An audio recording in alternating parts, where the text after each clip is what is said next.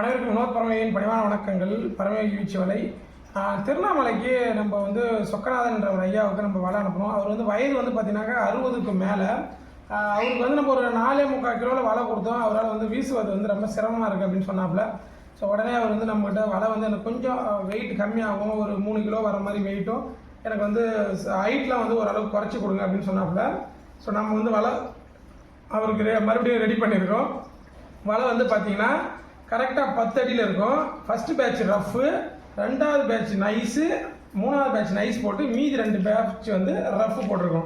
40 mm திக்னஸில் போட்டு wait வந்து பார்த்தீங்கன்னாக்கா 3200 இருக்குது வெயிட்டு. இதுவே அவருக்கு போதுமானது. ஷோல்டர் வலிக்காதுன்னா வயசானவர் இல்லையா, ஷோல்டர் வலிக்காமல் நம்ம ரெடி பண்ணியிருக்கோம்.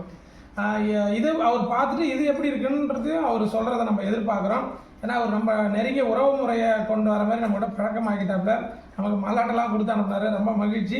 ஸோ அவருக்கு இதுலேயும் ஏதாவது அவருக்கு குறைபாடுகள் இருந்தாலும் நம்ம அடுத்தது என்ன வந்தாலும் பண்ணுறதுக்கு நம்ம தெளிவாக இருக்கோம்.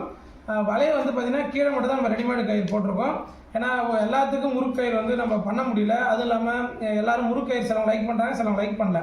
ஆனால் உள்கயிறு நீங்கள் முறுக்கு கயிறு போட்டே தான் ஆகணும். முறுக்கயிறு போகல அப்படின்னா கண்டிப்பாக வலை வந்து ஒழுங்காகவே விரிந்து விழாது, வட்டமாக விழாது. இப்போ முறுக்கயிறு எப்படி இருக்குன்னு கேட்குறீங்க. இந்த கயிறை டிஃப்ரென்ஷியேட் பண்ணி காட்டுறோம் வாங்க. இது வந்து நமக்கு ஏற்கனவே ஒரு வலை வந்து ரிப்பேருக்கு வந்திருக்கு. வேற ஒருத்தவங்க போட்டு அனுப்புனதை கன்னியாகுமரியிலேருந்து அனுப்புனாங்க. இப்போ இந்த டிஃப்ரென்ஸ் பாருங்கள். எந்த நீங்கள் வலை வாங்கினாலும் சரி தான், யார்கிட்ட வாங்கினாலும் சரி தான், இந்த டிஃப்ரென்ஷியேட் வந்து இருக்கணும். இது வந்து பார்த்தீங்கன்னா 1ஆம் நம்பர் கயிறை வாங்கி 2ஆம் நம்பராக முறுக்கிறது தான் வேலை. அதே மாதிரி இது பார்த்தீங்கன்னாக்கா இது 1ஆம் நம்பர் தான் நினைக்கிறேன். இதை வந்து முறுக்காமல் அப்படியே போட்டாங்க. அப்படின்னா என்ன, வலை வந்து விரிஞ்சு விழாமல் இப்படி முறுக்கிக்கும். ஆனால் இந்த வலை முறிஞ்சு விழாது. ஏன்னு கேட்டால் முறிக்காது. ஏன்னு பாருங்கள், இப்படி தனிப்பட்ட முறையில் பாருங்க, கயிறு நீங்கள் எப்படி போட்டாலும் தனியாக பிரிஞ்சிடும். ஸோ இதுதான் வேலைப்பாடு. முறுக்கு கயிறுக்கு அவ்வளவு மவுஸ் இருக்கிறது காரணம் என்னன்னா, சூறக்கயிறை பொறுத்த வரைக்கும் நீங்கள் கயிறை முறுக்கி போட்டிங்கன்னா உங்களுடைய வலை வந்து 100% வந்து குவாலிஃபைடான ஒரு பீச் வலையாக இருக்கும். அதே மாதிரி கீழ் கயிறு நீங்கள் முறுக்கயிறாக போட்டிங்கன்னா 110% அவ்வளோதான் வலை கம்ப்ளீட்டு. நீங்கள் என்ன கணக்கு போட்டாலும் ஓகே தான். ஆனால் நீங்கள் மேலேருந்து கணக்கு போட்டாலும் சரி, கீழே இருந்து கணக்கு போட்டாலும் சரி, கணக்கை தெளிவாக நீங்கள் பண்ணீங்க அப்படின்னா வீச்சு வலை வளமாக இருக்கும். உங்களுடைய வாழ்க்கையும் வளம் பெறும். யோகம் வரட்டும். அடுத்த பதிவில் கண்டிப்பாக சந்திக்கிறேன். ஐயாவுக்கும் அதிபத்தனாயிரம் அருள் கிடைக்கட்டும். நம்ம என்ன சைஸ் வேணாலும் கொடுக்கலாம். ஆனால் வேலைப்பாடு ஒரே வேலைப்பாடு தான் இருக்கும். நம்ம வெயிட்டுக்கு ஏற்ற மாதிரி நம்ம இது பண்ணிக்கலாம்.